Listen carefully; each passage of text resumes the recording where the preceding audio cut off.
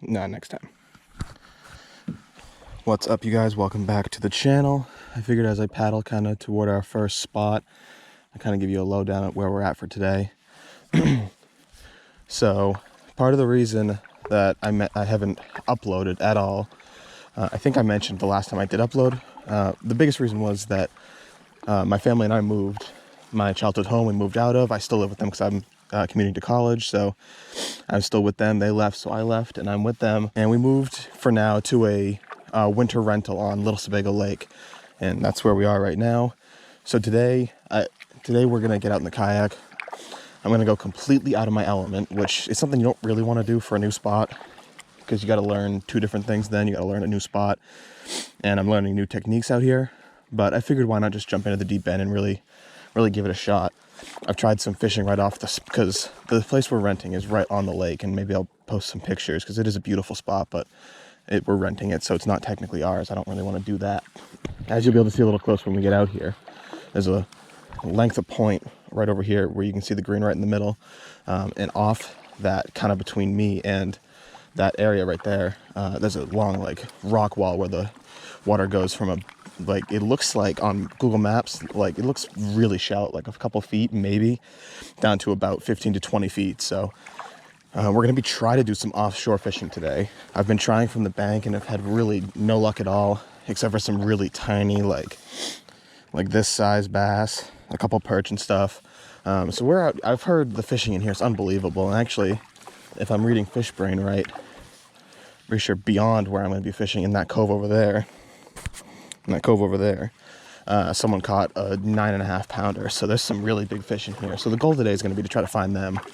But like I said, we're really just experimenting, because I've never had a consistent boat to fish in, except for maybe that little teaser you guys just saw there at the beginning. There's a loon right there. But I've always been a bank fisherman, so offshore fishing is something I'm wicked unfamiliar with. So we're gonna be trying some stuff today that I've never done on a new body of water.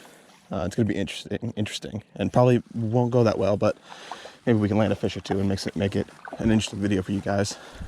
So I'm coming up on the first buoy right now. I know it's supposed to get pretty shallow, but I don't really know what it looks like. So I've got a deeper diving crank. I think it dives about 8 to 10 feet, maybe around 12, if I kind of burn it. Which, as far as I know, is kind of what you want to do with crankbaits in the fall. I've got a deeper diving Rapala jerkbait, like a 6 to 8 foot diver, maybe hopefully find some in the middle of the water column, because jerkbait fishing is something I'm more familiar with. And I've got a Ned rig, which I've got a few fish on in shallow, but I know it's a really good downsized finesse bait for deeper water as well. So even if it doesn't, I know bass will kind of cling to buoys like this, just the little structure that there is. So it may not be a terrible spot to try. I'll probably just work my way in through the buoys.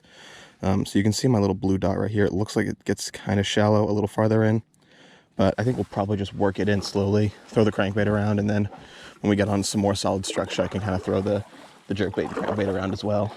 Like I said, we're just looking for a bite or two today. I'm not looking to catch a million fish.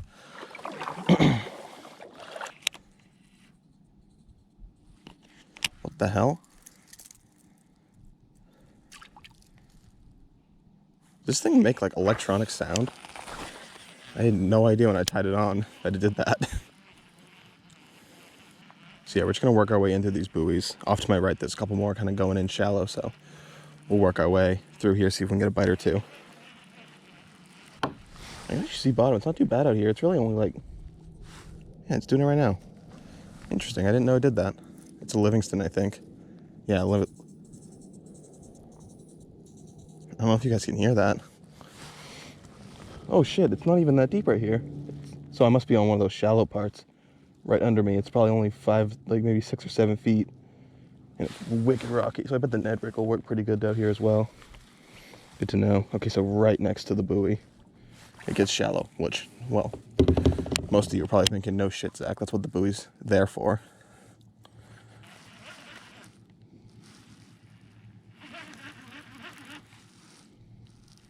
Oh, I just got bit. I was doing like a burn pause kind of deal. Like I said, I've never, what in the hell? What the hell? This is not what I came out here for. Bro, come on. I got so excited. And it's just more dinky little perch. I can catch these in on shore. For real? I need a picture of this. Holy shit. Well, at least we know there's fish, some sort of fish out here. Look at him, listen to him go. Well, not exactly what I expected coming out here, but it's something. Just a little yellow perch to start us off. Back he goes. He literally was the size of that lure. But hey, it means we're in the right direction. It means these fish are biting what I've got tied on. Like I said, I've got literally no experience at all, so any bite at all kind of tells me a little something. I know the water here, Little Spago's really clear, so I went with a rattle and Ned, and it's a pretty dark color, so hopefully it blends in, or no, doesn't. Hopefully it doesn't blend in. Hopefully it stands out pretty well.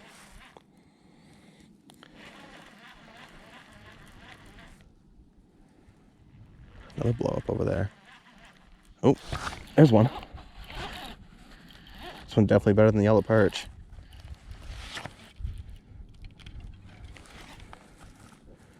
Here we go. This is exciting. Holy shit. This is probably the second fish I've ever caught in a crankbait, and that little yellow perch was the first one. Actually pulling pretty good. Shit. I have to dig my pliers out.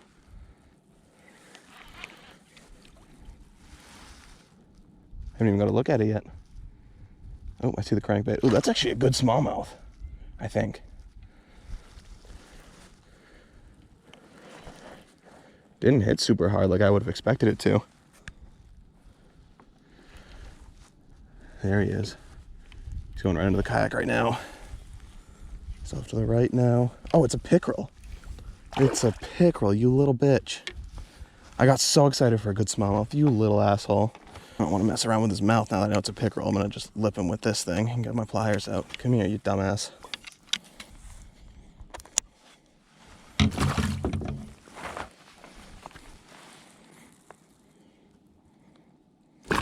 Oh, jeez, I almost just got a fucking hook buried in my hand. All right, that second one I'm definitely going to get the pliers out for. Okay. He's being a pain in my liver. Oh, he got off himself. After all that fucking work trying to get the pliers out. Well, they're certainly going in my pocket now. That's exciting though. Like I said, I've used a square bill probably 4 times in my life and caught a few fish. And I've never used a deep diving crankbait because I've never been offshore, really. It's also a test drive for a rod I haven't used yet because there's no point in using it on shore, it's too long. Down in New Hampshire, I ran into the Dick's Sporting Goods just for fun, and I ended up finding this, it's upside down, this favorite rod, the Favorite Balance. It's a 7.3 medium light, so I figured it'd actually be pretty nice for like a decent offshore kind of finesse combo. So I've got it paired with my Okuma Avenger, the one that I have on my other finesse setup. I think I'll end up swapping the reels again. I've got a cheap Shimano reel that I might put on this instead. I'm just gonna try to bounce this on bottom. I don't really know how to work a Ned rig, but I think you want to keep it pretty close to the bottom. Oh, it's stuck. Oh shit, I'm on the shallow right here. I'm right above it. That's a crazy transition. I don't know if you guys can see that on the camera, but right here. Holy shit, all of a sudden I'm in about a foot of water. I wasn't even paying attention. Shit. All right, bring me over so I can get unstuck. Wow. All right, note it. Don't use the crankbait right here. Oh, I'm stuck again. Okay, maybe the Ned rig isn't great to use on the rocks. Well, I hope you guys enjoyed this video. I know it was kind of short and I kind of struggled towards the end, but I really didn't expect much else. I didn't expect to even catch any fish, really. Like I said at the beginning of the video, I just kind of was experimenting. I wanted to get out and try something really different, and I'm definitely going to try it again here in a few days when the water goes calm again and I can kind of settle away from my classwork and I'm not at work, whatever. I'm definitely going to try to go back out and kind of make those adjustments that I talked about. Like, I didn't realize how shallow it was right by those buoys, so I'll probably drop to it. I like the idea of the Ned rig, and it got bit a few times, but I think if I drop to a much lighter Ned rig, I think it'll get stuck a lot less. So I'll probably do that. I think the crankbait really worked, so I'll probably either throw something really similar or the exact same Livingston crankbait. And I'll probably try to throw in another jerkbait just with line that's not knotted. But I wanted to take this time during the outro to kind of update you guys on the boat situation, because I kind of teased it in the very beginning. Yeah, the boat I bought last year, the old Bayliner, is gone. My dad and I struggled to put that thing together all summer.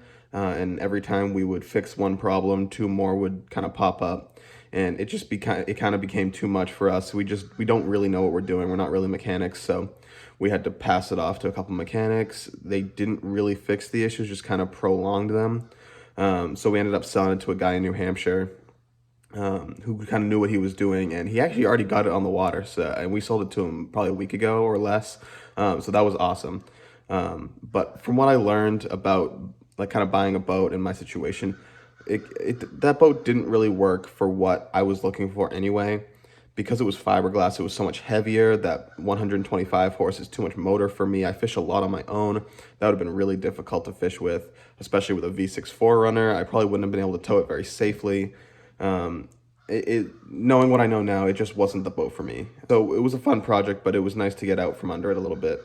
And the proceeds from selling that Bayliner enabled me to buy this new boat, which I'll put some pictures up. It's a 99 tracker, an 18-foot aluminum, so it's a lot lighter. And everything runs the way it's supposed to. I mean, I asked a million questions of the guy when I went to go take a look at it. The motor runs. All the electronics and the batteries are, I think, only a few years old. The trolling motor works. The electronics work. Bilge pump. Again, the storage is all good. The floors are solid. I mean, every problem that we had with this first boat, there's no issues here.